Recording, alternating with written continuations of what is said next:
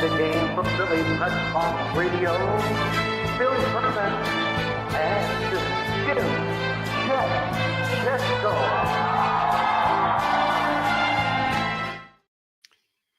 It's Wednesday, April 14th, 2021. Welcome to the Philly Pressbox Radio Roundtable, brought to you by the Irish Rover Station House in Langhorne, PA, and Allstate Insurance in Westchester, PA. I'm Bill Furman. I'll be your host tonight, along with my partner, Jim Chet Chesko. Hey, Chet, the Sixers remain hot. The Phillies have come back to reality. The Flyers have turned into a brutal team to watch, and the NFL draft is just a couple weeks away for the Eagles. There's always plenty going on in Philly sports, and we got it covered tonight with a couple returning great guests. Yeah, you know it, Bill. Lots of Eagles and Flyers talk this week, but we, of course, will talk about the Sixers and the Phillies as well. And hey, speaking of the Phillies, if you want more Phillies talk, I want to mention this right now. Check out who and what is on tap on our Edge of Philly Sports.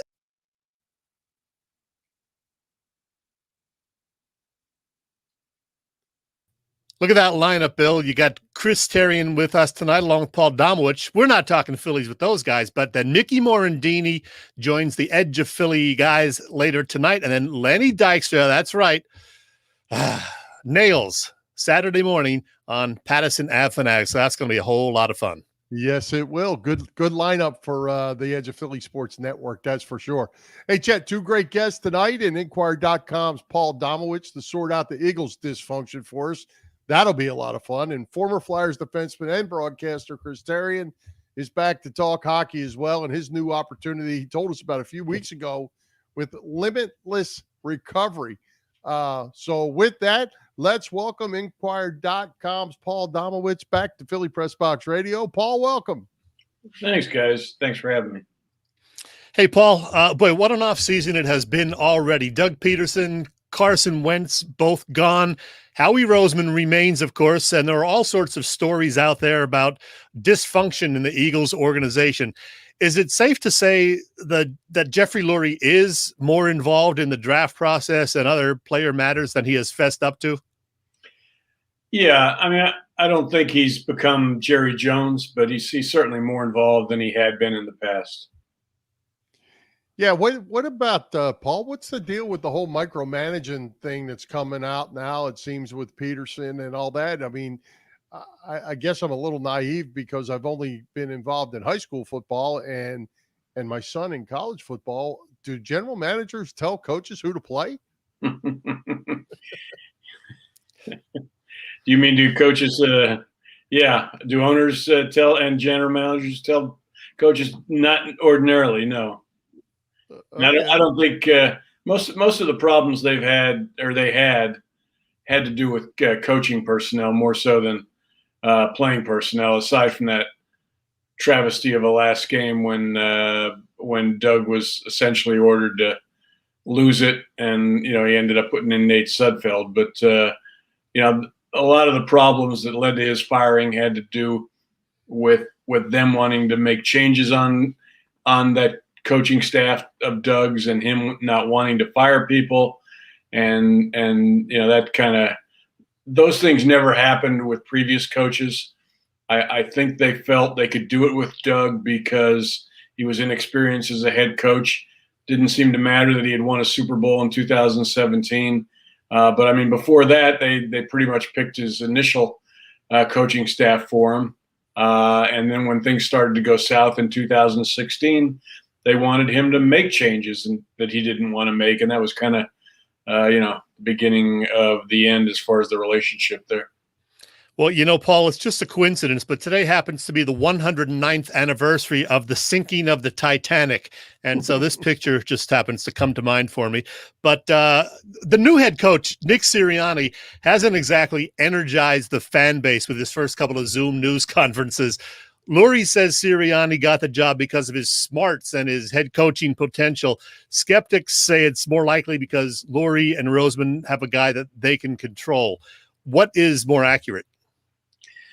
I mean, the fact that Howie wanted somebody that he could control, or at least that would not tell him to get lost. I think that was a big reason why things kind of went south with the Patriots assistant they were talking to.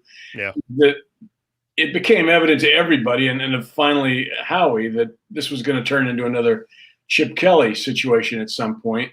And he didn't want that. He wanted somebody that, like you said, he could control or at least deal with. And Sirianni is, a first time coach, head coach.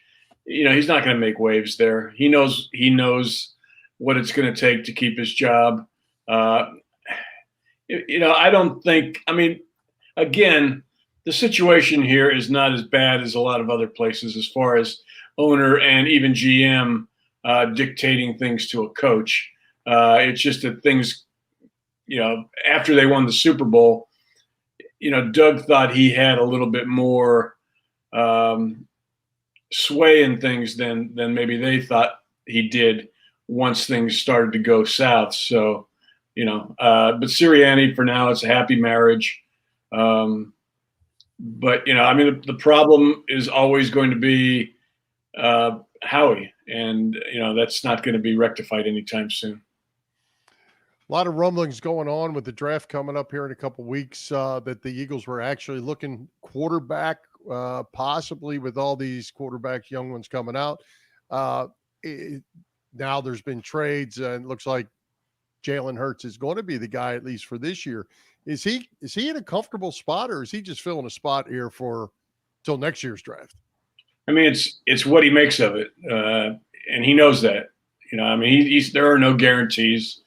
This isn't a situation where he's been told he's going to be the long-term answer. He's on a one-year trial. If he can prove to them this year that he can be a franchise quarterback, they'll go forward with that idea and fill around him. If they get to the end of the season and he hasn't played well and they feel that they need someone else, that's why they've stocked up on the first-round draft picks. They've got 3 of them in next year's draft. They could also go out and sign a veteran next year. A lot of options that they'll have. So, but right now, they're not looking at this as like this is a short-term guy. They're going to give him every opportunity to succeed. They've kept the offensive line intact, which I think is a good thing for Jalen. Lane Johnson's back. They got Jason Kelsey to sign an extension. Brandon Brooks is back. We'll see what happens at left tackle between Jordan Mailata and Andre Dillard. But that's going to be a pretty decent line in front of him. So at least he has a fighting chance going into the season. Paul, I wear this shirt every once in a while just to remind myself they actually won a Super Bowl 3 years ago, because it doesn't feel like it right now. All right, this offseason, several contract restructurings, plus some new additions. Safety Anthony Harris, linebacker Eric Wilson, backup quarterback Joe Flacco, of course. We think he's the backup.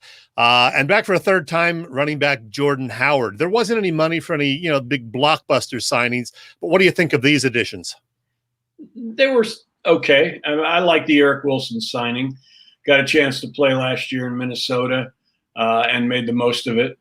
He's a better cover guy than he is a run defender, but that's where today's game is. So, Harris he's a sufficient safety. We're going to have to see where Rodney McLeod is as far as his rehab. They've got the kid from Clemson that they drafted last year, so they should be okay there. I still think they got to do something. They re-signed Jordan Howard. I still think they need to get a back in this draft. Miles Sanders is never going to be a between the tackles puncher. That's just not what he likes doing. Last year he didn't do much of anything well. He couldn't catch the ball. He was out of sync with Carson, ran it okay sometimes, but I think they need a power back to complement him. That was Jordan Howard a couple of years back when he was healthy. I don't think it is anymore. So, I think, I said this last week. I wouldn't have a big problem in the first round if Najee Harris was there, or the kid from Clemson, Travis Etienne, and they took one of them, because that helps your offense. It helps Jalen Hurts because I think we're going to see this team run the ball a lot more than they have in the past with Doug. So I'd be okay with that. Well, Paul, the defense, Jim Schwartz is gone. Do we have any idea what's going to happen on that side of the ball strategically? Are we actually going to maybe have linebackers on the team now for the first time in years? Well, the fact that they signed Wilson would seem to indicate that they do recognize there is a linebacker position. It's we don't know. We haven't had a chance to talk to Gannon in the 3 months he's been on staff. We're supposedly going to finally get a chance to talk to the coordinators after the draft.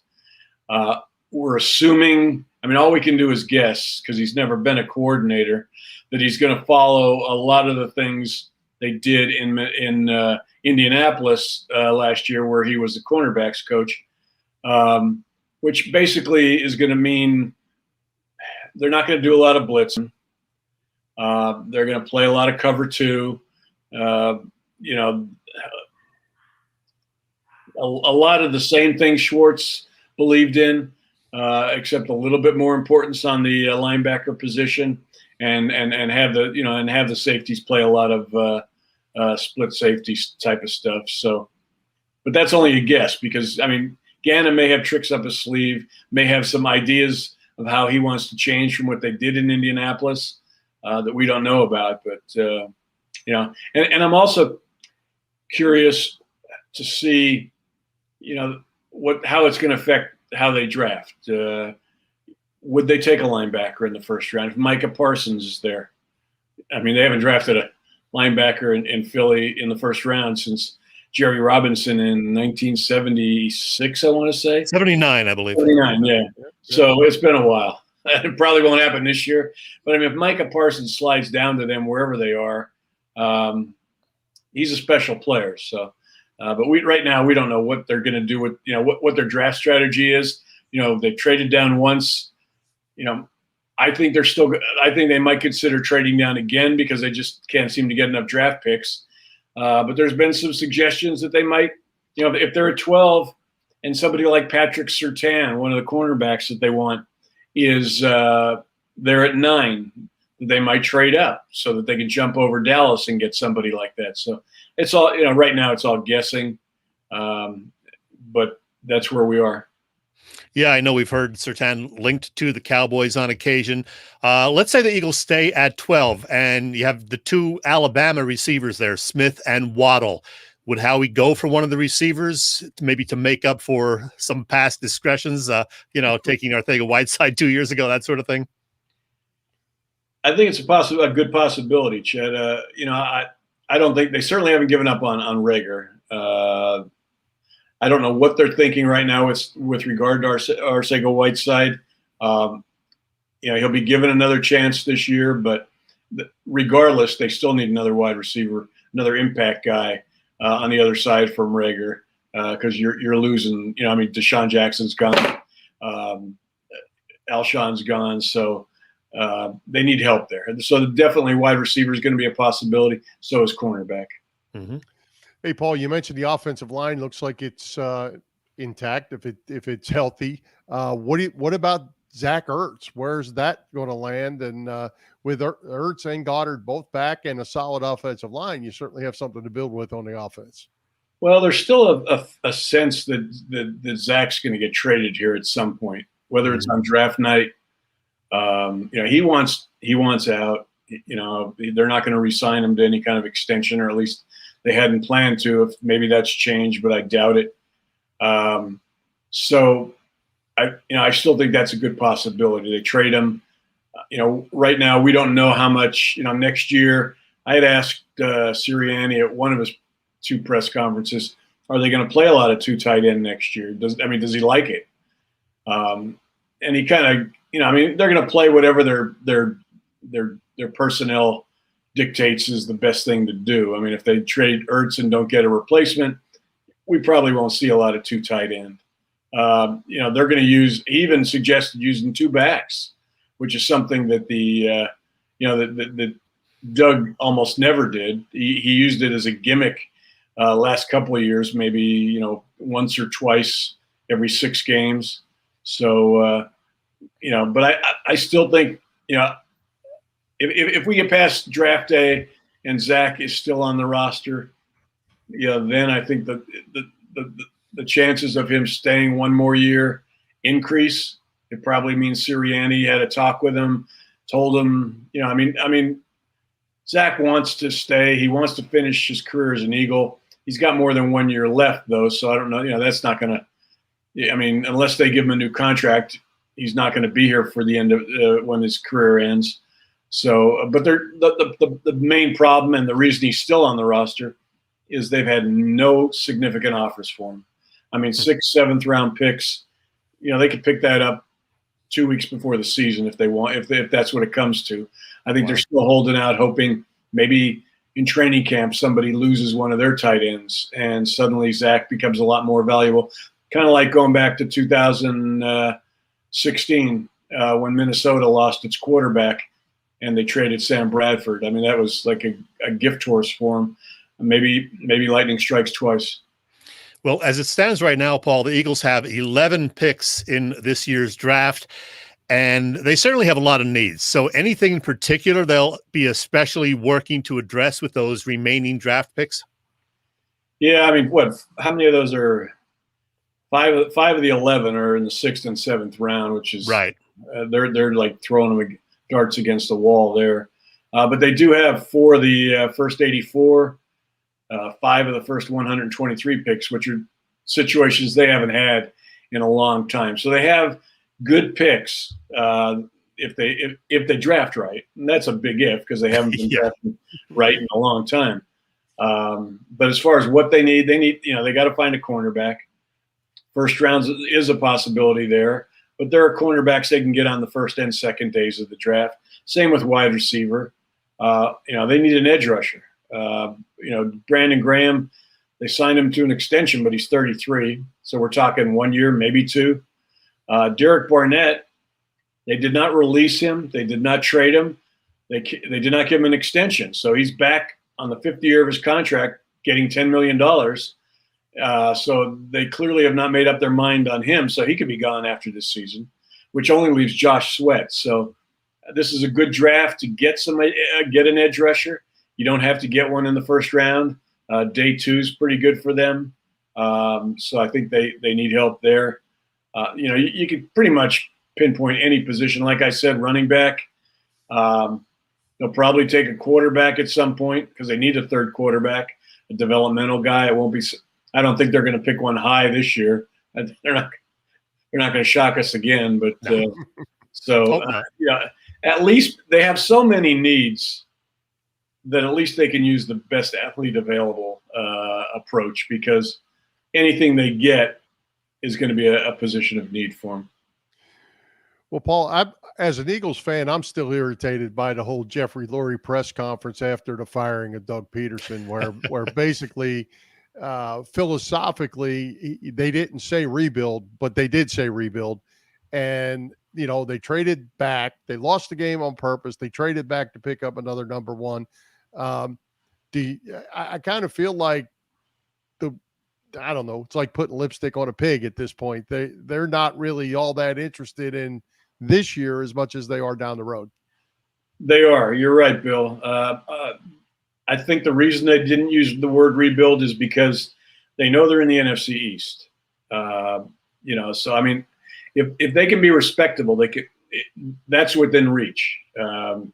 It always will be. I know getting Dak Prescott back it was huge for Dallas, and they'll go into the season as the favorite. But the Eagles will not be. It will not be impossible for them to win that division if they played well. I think that's why you've seen them keep some of the parts they've kept. They could have gotten rid of Brandon Graham. They could have traded Brandon Brooks. They could have done a lot of things like that and just cleaned house, gotten a ton of picks either this year or next year. I think they're trying to do this and still not be bad this year. Give themselves a chance and give Jalen Hurts a chance to prove that he can be a good quarterback. If they strip him of the talent around him, it decreases his chances for success and decreases their chances to get a very good reading on him. So I I think that all went into their plan. I don't think they'll be horrible this year. I think they'll be better than they were last year.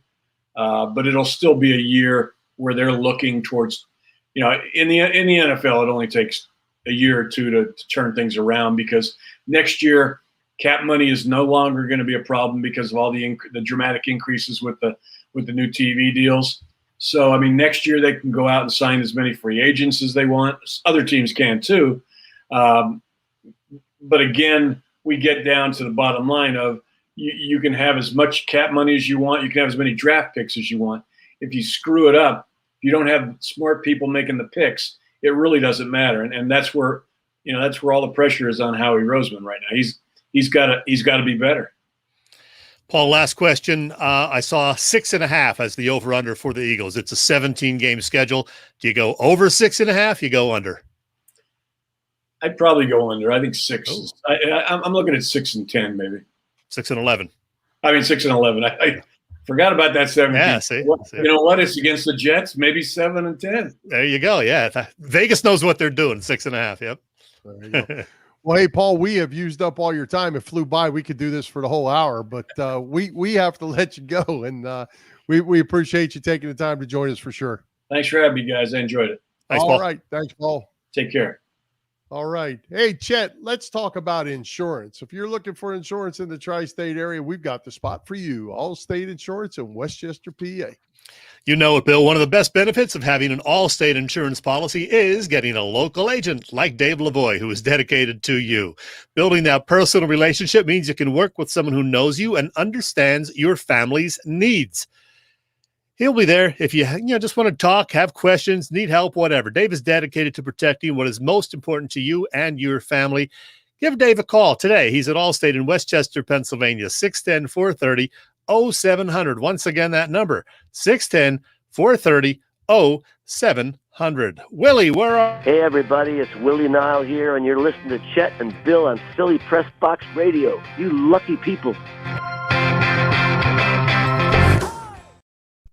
I love that little clip every week. I do. I really do. That's cool. Speaking of which, big news just announced today. Willie is going back on the road. Concert venues are opening up, and Willie is playing several shows starting the end of May at the Ardmore Music Hall in Philadelphia. So guess where I'm going to be the end of May? Yeah, how many people are they going to let in? About 10? I don't know. Yeah, we don't know that yet. So, hey, Chet, let's we've got another guest here in just a few minutes in Chris Therien. But, hey, let's jump on the Phillies real quick. They've come back to reality real fast after taking a trip to Atlanta and New York. You know what? That top 4 in that Atlanta lineup can hit the baseball. Yeah, and unfortunately, the Phillies lineup did not really hit that well the last few games against either Atlanta or New York, especially. Dropped a doubleheader last night. They got the Mets again this evening. And then tomorrow, if the weather holds, they got to go up against DeGrom. So not looking good for the Phillies, who after a 4-0 start have suddenly lost 5 of the last 7. They're 6-5. They're percentage points behind the Mets now in the NL East. And, some of the things we were worried about going into the season, Bill, inconsistent pitching and a lack of production out of the center field spot. Center fielder is hitting something like 131 so far. Adam Hazley now sidelined for a bit with some personal issues. Roman Quinn can't hit at all. I think he's got 1 hit this season. So they got some trouble. Mickey Moniak coming up and will probably be in the lineup tomorrow. Well, we have to give Hazley the benefit of the doubt, I think, for just a minute since he missed most of spring training. He's kind of in the spring training mode. But whenever anybody leaves for personal reasons, that's certainly a concern. And we hope that that's nothing serious. And a young player hit like him can get back with the club in whatever capacity just as soon as possible. Yeah, whatever's, the situation, we hope that it works out for him. And we hope that it works out for the Phillies with that center field issue. So, that is a concern, but it's 11 games. They're 6-5. They're right there. I think they'll be okay. The schedule should get easier after playing, all these games against the Braves and Mets. It'll be nice to see teams from other divisions at some point this year too, which they didn't see at all last year. Yeah, it would be good not to see the Braves for a little while. Hey, Chet, Chris Therien told us he would be back to talk to us about something special in his life that was coming up, and being a man of his word, he's back with us tonight to talk about it and talk some miserable Flyers hockey. Hey, Bundy, welcome back. Great to be here, guys. Yeah, it's been you know what? It's really funny because it's been such an odd year in sports in general, but then for the Flyers to have started off well, and you came into a year where I think that they thought that, you know, things had really turned the corner in the playoffs last year. You know, the one thing I couldn't get away from, even in the offseason, guys, in the beginning of this year, I could not get the taste of that Game 7 out of my mouth the entire year. And usually when you see a performance like that, I mean, they didn't show up for a Game 7, which is almost impossible. It almost doesn't happen. They did not show up in that game. And it looks right now like they look like the same team after the start of the year. And I'm just not really sure what they can do at this point. I don't know. Yeah, it was an ugly last few weeks for the team for sure. They're not officially eliminated. They're pretty much cooked. And you made some comments recently on Facebook. What has happened to this team that we thought going into this year was going to be a legitimate contender? Why has it gone so wrong? There's a lot of things. I mean, it's almost like you can compile you know, lack of critical scoring with bad goaltending and poor defensive coverage. It's been just absolutely atrocious. That was the area, you know, when Chuck Fletcher came in here, that they said immediately they need to rectify, they need to repair is the goals against average. And they did that last year. You know, they made strides. But, you know, I'm not going to sit around and have them tell me that the COVID affected what they were doing this year. I'm just not buying it. I can't buy that because other teams have had it too, and they've gotten through the other side. So I think the biggest problem, guys, has been that there was an expectation coming in this year from the fans, and they've not lived up to it. In fact, it's gone in reverse, total reverse from what our expectations were. So now what you have, and I think you're staring it down pretty clearly, you've got a team that needs a rebuild. And almost like an Ottawa or Detroit, and I know the fans are going to hate hearing that, but you do. And even going back to Ron Hextall's era, you know, and I used to talk to Hexy about this. I said, what about the fact that you've got an older aging core that's combined with a really young group that he really loved? I mean, he really talked up the young guys of this team as the you know, the immediate future and how important they were going to be for this team. That hasn't happened. It has a little bit. But I really think that they need to really break this thing down, get young, find the prospects, get a top 3 picks somehow again, if that's how bad you're going to be. The Rangers did it, and they ended up getting, you know, Kako and Lafreniere, you know, first and second pick overall. That'll change a team's fortunes for 12 years, you know, but that's what's called a rebuild. You can't just keep putting bandages on something that's broken and hope that it gets fixed, because I just don't. This is beyond fixing now. You've clearly got an aging group of older guys that are just not setting the bar as high as it needs to be for this team to be successful. And you've got a group of younger players that I think are pretty good, albeit they're the same or not as good as a lot of other younger guys on other teams. So that's a harsh reality and the truth. Yeah, I think last night was a perfect example to me. What the Capitals did to the Flyers is what the Flyers have always done to everybody else. They were big, physical, tough, could score goals, play defense, grind in the corners, win those battles. The Flyers can't do any of those things now. Well, and what's happened is like this is a really smart market for sports, especially for the intangibles. That's what Philly gets more than like a lot of other cities. So the compete level is atrocious. I mean, it's brutal. There's nobody even competing. There's guys missing. I see it with a clear eye. It may be harder for some. Guys are literally not finishing checks. They're stick checking everywhere. You can't win a hockey game, let alone a playoff game, if you're competing like that. So it's been disappointing. I can live with losses. I can. I mean, most people can. Philly can too. But they can't live with a lack of effort or a lack of competitiveness. And that's what we've seen on a nightly basis now for almost 2 months. Well, Chris, we want to give you plenty of time to talk about this new endeavor that you're involved with. You're devoting much of your time to it now. You're a partner there, part owner, I guess. Limitless Recovery. It is that treatment center in Fishtown. And boy, Sam Carchidi, our pal, did a great piece on you a month or two back. Just you're talking about your whole story with Sam. If you don't mind, Chris, could you tell us, about your own struggles? What caused you to have your own personal problems with alcohol, and how did it get out of hand? How did you know when it had gotten out of hand? Yeah, well, that was actually the best part when I talk about it is that I recognized it was a problem fairly quick. It was, I got through almost my whole career as pretty much just I'm not much different than other guys. Get a win. If we had a night out on the road, I'd take advantage and go partake in a few beers with the guys. But alcoholism is a progressive disease. It gets worse as you get older. It was my last year. It was 2004 actually, which I talk about very honestly. That I got to a rink one morning and we weren't playing. There was a lockout that year. It was a 2004-05 season where we lost an entire year. That was really, that was the pit of it all started to go real downhill from there, guys. And I've heard many stories of other players too, but for me, I can't worry about what what happened with them. I can only worry about what happened myself. But I noticed that it was getting really bad that year. I was drinking just to get kind of regular, and that to me is clearly when it becomes a problem. I had young kids. I ended up coming back to the Flyers. I got signed in the off season in 05. I came back for the 05-06 season. I probably played 30, 35 pretty decent games. And then I had a concussion in January. And I was somehow getting through the season, and I was, pretty much a full-blown alcoholic by that point and trying to play. But I had a concussion. And then what happened was the Olympic break took place 2 weeks after.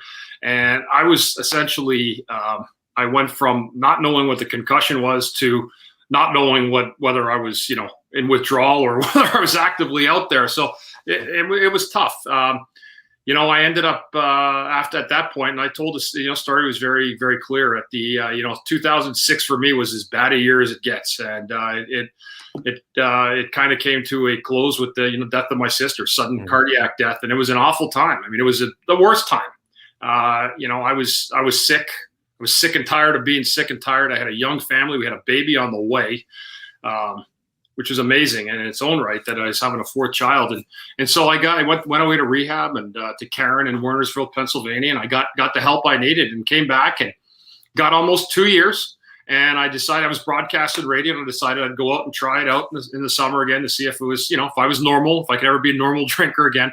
And I found out pretty quick that I couldn't. But I never got back to the high levels that you've read in the article, which was absolutely insane. And I realized how much that drinking you have to do to get to that. So, again, and I did bounce in and out a little bit, guys, for some time. But like I said, I was very vigilant. People were well aware of my situation, that I'd had an issue by that point. Now we're getting into 2008, 9, 10. And it was just a day in 2011, early 2011, where I'd had one of my last couple parties, and that was it. I stopped. I realized, I had too many obligations. I had too many responsibilities to people in this world, and I was being too selfish. I was being selfish. I was and unfortunately, that's what happens with alcohol. It commands you. It calls out to you. It dictates to you, and until you get that part of it under control, there's never getting alcohol under control. I understand that now, but from February 7th, 2011 until 2021, I've gone 10 plus years now straight. And, I always tell people I'm 49. I'm not afraid to give away my age, but I've never drank in my 40s, so, someday maybe if I live long enough, I can look back and again, through the grace of God and one day at a time, that I'm able to, continue this journey of sobriety and being a solid, good person on a daily basis, trying to help others. And that's where Limitless came in, guys. I wanted to be someone to give back. I know the pain that I was in through it. I feel, as I said, truly, truly blessed. I get a look at the inside here of Limitless, and we're moving locations. We're getting a bigger space. This is what they bought when the two young guys had set it up, and really for me, I couldn't be more proud of it. We deal with the everyday man, everyday woman that gives us a call. I'm very, very sensitive towards anybody's problem, whether it's drug addiction, alcoholism, mental health. A lot of them are dual diagnosis with them. They kind of run hand in hand. So, but there's a lot of people out there all over the place that need help and they need support. And if I'm one voice or one arm to be able to reach out to somebody, well, that's, that fulfills me as a person. I'm no longer doing the hockey, but I tell you what, since January 2nd, when we walked in that door at Limitless, and I was a proud owner at that time, it's been probably the most 3.5 of the most rewarding months of my life to this point. And I know it's only going to go. This is my last stop. Again, I feel very blessed that I had my experiences here in Philadelphia as a player, tons of games, lots of games, 14 years as a broadcaster, in many, many different facets. But, to have a place in the city, to still cross over the bridge, to still take a look at the city when I get over there and be able to know that I'm giving back, it's very meaningful to me and very important. Yep. So, Chris, if a person is listening or watching, and they have a problem, what do they need to do? They pick up the phone and call you guys? Do you have counselors there? How does it work for somebody that might need to make that call? That's a great question, Bill. And you know what? I think the best thing really is that there's multiple ways to get a hold of us. You can go to our Limitless Recovery Centers. It's got an S on the end of it.com, limitlessrecoverycenters.com. We have the chat box. There's a phone number. The chat box goes to every one of them. I've done tests with my partner to make sure that there's no glitches. So we've done text. So you just take your text, tell them what your issue is. We'll get back to you in just moments from that chat option. And if you want to just reach out to me, whether it's Messenger on social media, Facebook, Twitter, Instagram, whatever, any way possible that you can get a hold of us, we've reached out. I mean, there's been so many people in the community that I've never spoke to before that have called. I've called them right back within minutes. And that's really that's what I do, and there's been some amazing stories, people trying to get sober, and it's very humbling too. It brings me back into a place where I remember well. And it's certainly, it's been a tough year too, guys, obviously with the pandemic. Alcohol has gone up, skyrocketed the sales in 2020 through 2021, up over 200%. So it's kind of made its comeback, and drugs are still, they're everywhere. They're all over the place. And this is a real epidemic of drugs, and alcohol has been a major problem. So the more voices there are, the more good people there are in the community trying to support anyone that has a problem, the better off we all are. Yeah, it's a great thing that you're doing. You're to be commended for all of that, Chris. I wish you the best with everything at Limitless. You'll be helping a lot of people over the next several years. I know that. One other thing before we let you go, I know you have another commitment this evening. This past Sunday marked the 5th anniversary of Flyers founder and longtime owner Ed Snider's passing. How well did you get to know Mr. Snider during your time with the organization, and any favorite memories of him? We call him Mr. Snider. I'll say Ed Snider now because he's not going to hear me. He was, as I said, I called him the GOAT on Facebook, but it's GOOAT, the greatest owner of all time. He is the greatest owner of all time. And you know what? He cared about the players. He cared about the people that worked here. But you know what he cared about the most? The fans. The fans of this city were more important to him than anything. And he let us know that. They were number one on his list. It wasn't the broadcasters. It wasn't the players. It was the fans. And that's something that I forever cherish. And quite frankly, it's why I get a little ticked off watching what's going on the ice right now, because I know that if Mr. Snider were here, there'd be hell to pay for the product that's on the ice right now. He was a great man. And I tell you what, I miss him dearly. A lot of us do. I got to know him very well. Of course, when you're doing, you got radio and TV gigs over the years, I probably had to be rubber stamped by Mr. Snider to continue to get through it. So I always think I had a pretty good relationship with him and served the Flyers pretty well in my time.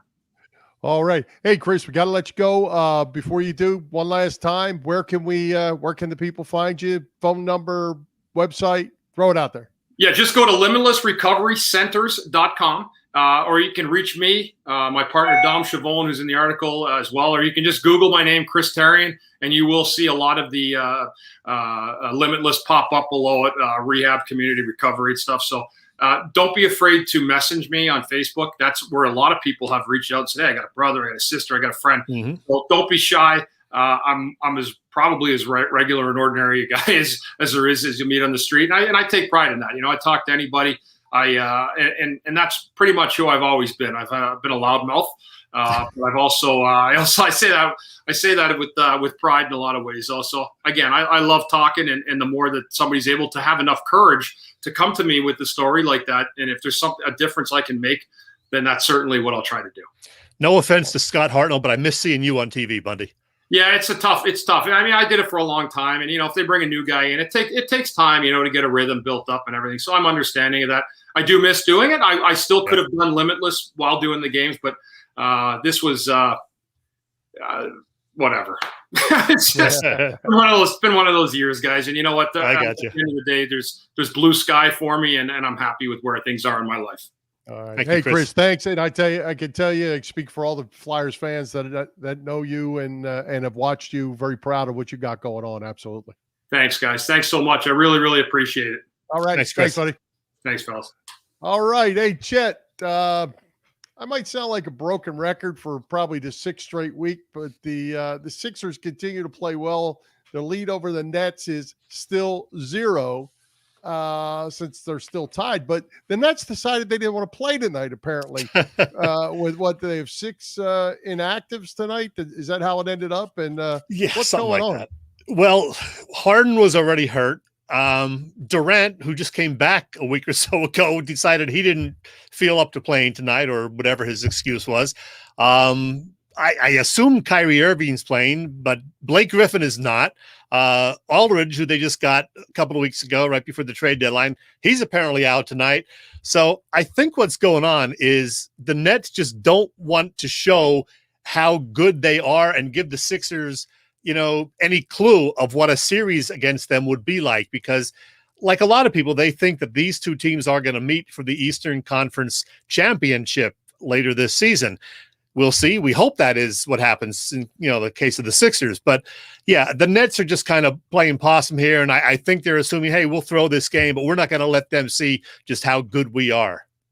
Well, it's the middle of April. It's one game in the middle of April. I mean, what are they thinking they're going to show that's going to happen down the line, 2 months or whatever it is? And the thing of it is, if the Nets lose, and we hope that they do, we hope the Sixers don't, go into this one overconfident.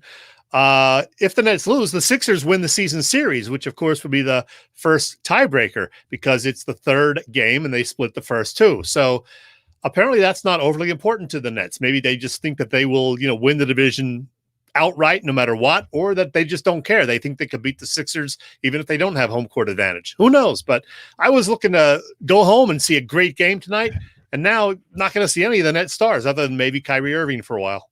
Well, I think what's really interesting to me is this whole Kevin Durant thing. I mean, this guy's it's like he's in a meltdown mode, thinking about everything but basketball. He's in a peeing contest, I'll leave it at that, with Shannon Sharp on TV. Shannon Sharp's kind of wanting to bury the hatchet and go behind closed doors, and Durant's wanting to go public with the whole thing. Again, a broadcaster. Shannon Sharp is a Hall of Fame football player. He's nothing but a broadcaster now, and Durant's wanting to fight him. He's not focused on basketball. I don't know. Yeah. What did you say that he said today? Something about winning championships isn't the top priority anymore. I don't know. Self-improvement is the most important thing. I'm not worried about winning championships anymore. Okay. Not the kind of guy I want leading my team. I'll tell you this though, Bill. Joel Embiid is a beast. He's awesome. Yeah. 36 points in 26 minutes the other night. I know your issue with him. He doesn't play all the time, and it may cost him an MVP award this year, having, missed a third of the season. But I'll tell you, when he's out there and healthy, there's nobody better right now. Yeah, I tell you, I was kind of laughing to myself when I saw the DNPs for the Nets saying, let's Embiid's going to get a load management night tonight to make up for the 6 guys that aren't playing. That then me and you would have had a real argument. Instead, I think Dwight Howard is taking the night off with some knee soreness, and I think that's the first game he's missing all year. So, right, whatever. Yeah. Let's get the W. All right. Hey, am I hearing a bell? Let's do it, Bill. We are right on schedule somehow. I don't know how the hell that happened, but yeah, we're going to ring the bell, Bill. You know this. It was all over the Philly news and sports channels over the past week, Bill, radio and TV. The 50th anniversary of the opening of Veterans Stadium. Some of us are actually old enough to remember it, that first official Phillies game at the Vet. It was April 10th, 1971, and the Phils beat the Montreal Expos 4-1. 39-year-old Jim Bunning was the winning pitcher. Second-year shortstop Larry Bowa got the first official hit. Don Money belted the first home run. I saw dozens of baseball games at the Vet over the years. Of course, they had Philadelphia Phil and Phyllis and the Dancing Waters in the early years. The Fanatic arrived in 78. I also saw several Eagles games there, including some from the rowdy 700 level, and a slew of concerts too. Bruce Springsteen in the mid-'80s, David Bowie in 1987, Paul McCartney twice, U2, Pink Floyd, the Stones in both 1989 and 2002, and Billy Joel and Elton John on their first ever Piano Men tour in July 1994, one of the hottest summer nights ever. Great concert memories and great sports memories also. I was there for the 1996 Major League All-Star game, and I was there the night in October 1993 when the Phils eliminated the Braves to advance to the World Series. The Vet gave us all plenty of great memories during its 33-year run. Was it a great stadium? No. We may have thought so in the early years, but, I mean, in reality, very few dual-purpose stadiums were really that hot. The sightlines weren't good for football. The AstroTurf ended or took years off of the careers of several players, and it really wasn't that great to look at. But, Bill, as you and others have said over the years, the Vet was a dump, but it was our dump. That's right. I couldn't say it any better than that. It was a fun time. It got a little carried away, but it's what's the right word? It's the reputation that the Philadelphia fans have made for themselves comes right out of Veterans Stadium. Philadelphia Phil and Phyllis send their love, Bill. There you go. There you go. Hey, speaking of Philadelphia Phillies love in Veterans Stadium, Chet, how about today? Pete Rose is 80 years old. 80, yeah. Chet. What in I the was going to mention that has happened. And still not in the Hall of Fame. Yeah, 80 years old. I mean, he was playing when I was a kid, and he was one of the first great opposing players that you just fell in love with as far as watching him, just because, you know, hearing the name Charlie Hustle, the guy went all out when he played. And, you know, we saw him when we were young kids in the 60s, and he was still there in the 70s and into the 80s, helping the Phillies win that championship. And yeah, he's 80 years old today, Bill. 1963, he was a rookie, Chet. 1963. I think I started watching in 65. So, yeah, he was there and established already. And, you know, he was one of those guys. You said you became a fan. You know, you could only be a fan of his hustle because you hated to play against him because he was going to beat you somehow. And then when he became our guy, we loved him. Yeah, that's for sure. So happy 80th, Charlie Hustle. Hard to believe 80, though, Chet. Well, hopefully we'll get there at some point, too. We're still 35. Yeah. Look at us. Hey, Chet, 39-34 Sixers at the moment with 9:31 to go in the second. And your boy, JoJo, has 10 points and 5 rebounds so far. That sounds about right. Yeah, and none of those other guys are playing. Ben Simmons with 9 points already, though. Well, that's good for him. I mean, he's, you know, he takes 5 or 6 shots some games lately. That's just not enough. You got to see him getting more involved. I want to see him being more aggressive like he was going into the All-Star break. Yeah, well, we'll see. They're going to need him down the stretch. As we said, we're still tied after we talk about this every week, and there's no move in the standings. 5-6 weeks in a row, still sitting here, 1 game, no games, and, you know. Yeah, tied right now. Yeah. Absolutely. Hey, one other thing, getting back to the Phillies, I forgot to mention this. Great to hear our friend Dan Baker behind the mic at the home games, back doing his PA stuff. And I said hello to him through our friend Jane the other day, and he said hello, and I texted him, and he said he'd be glad to come back on the show this summer, so hopefully that will happen. It's funny you mentioned Dan because I had him on my list to mention as well a little bit later on. Yeah. Good. I had heard him. I didn't know he was back full-time or what he was doing, but certainly glad to have him back where he belongs. Good to hear Dan all the time. Yep. Yeah, absolutely. All right, Chet. You mentioned earlier about the lineup at the EOP network for the week, starting tonight with our Philly Pressbox radio show with Damo and Bundy, and later tonight, 9:30 show with Edge of Philly Sports Network has former Philly Mickey Morandini. That'll be Al, Fred, and Joey on that one. And then Nails coming to the Patterson Avenue Fanatic. That's right. Lenny Dystra joins Tom Kelly and the gang. Be sure to check out their shows. It's going to be a great week on the EOP network leading into the NFL draft coverage here in a couple weeks, Chet. all kinds of stuff going on with that. I think you're even making an appearance somewhere on that, aren't you? That is the rumor. Yes. We got a lot of draft coverage coming up in 2 weeks. It all starts, the draft does, 2 weeks from tomorrow. But, between now and then, we're putting out daily articles. I just wrote one, as a matter of fact, about Micah Parsons, which I think will hit the world tomorrow. So a little draft preview on Micah Parsons, who, as Paul mentioned, could be drafted in the top 10 or maybe fall to the Eagles at number 12. We shall see. And every day we're doing that. And then the week of the draft, there's something going on every day with shows and specials and more articles and hopefully a live show that I will be part of that Friday evening for night 2 of the draft. There you go. Looking forward to it. I will actually be on, I think, also possibly on that Friday from a distance. I won't be live, but I believe there's a couple segments that I'm going to be working the draft as well. So kind of looking forward to that. Yeah, it's going to be great. Looking forward to the whole draft and what the Eagles may or may not do and see how many people they can piss off this year. Well, check out all the shows at www.eopsports.com. Help us out by hitting that subscribe, follow, and like buttons.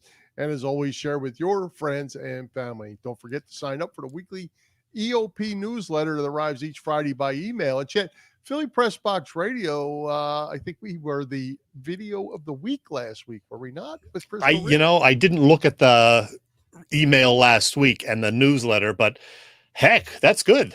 Yeah. We've been cranking out some fine shows for the people. Yeah, some good feedback with Crystal Rich and with Kim and Kim Perrant and Corey Favell. Both of those, or all three of those guests last week, got a lot of good feedback on that stuff. Yeah, well, Crystal was great, and we had a lot of fun with Kim and Corey. That was fun. Good times for sure. Hey, before we move on, I didn't tell you I was going to do this, Bill, but I wanted to tell our viewers and our listeners about some opportunities to go see our Phillies on the road and some other journeys via Philly Sports Trips. Now, here's the deal. There is a trip to Wrigley Field and Fenway Park. That is the week of July 5th, or you can just do one or the other. And then I'm going to be going on this one. It is a mid-July trip to Yankee Stadium. And, of course, I can't find that now as I wanted to. But, Yankee Stadium, that is July 21st, a midweek thing, so we may have to reschedule our show that day. It's $189, but here's what you get for that, Bill. That is all inclusive. You get the bus trip up to the Bronx, free liquid refreshments, a free pre-game tailgate, which includes more food and refreshments, and of course your game ticket, and then they'll even bring you home back to Philadelphia. So you can get all the details on those and other trips via the website phillysportstrips.com. Wow, that sounds like a lot of fun. And anybody that's not been to Wrigley Field needs to go there. I personally have never been to Fenway. I have been to Wrigley Field a couple times, and it's worth going to just because it's iconic. I haven't been to either of those two, and I wish I could go this year, but I don't have that many available days off that I can take at my real job. But I am going to go up to Yankee Stadium again. I've been there a few times, and that'll be fun. You've been to the new Yankee Stadium? I have, about 4 years ago. I have not been to that. I was at the old one. I was at the old one too, way back when. Very cool. Well, that's going to be a good setup.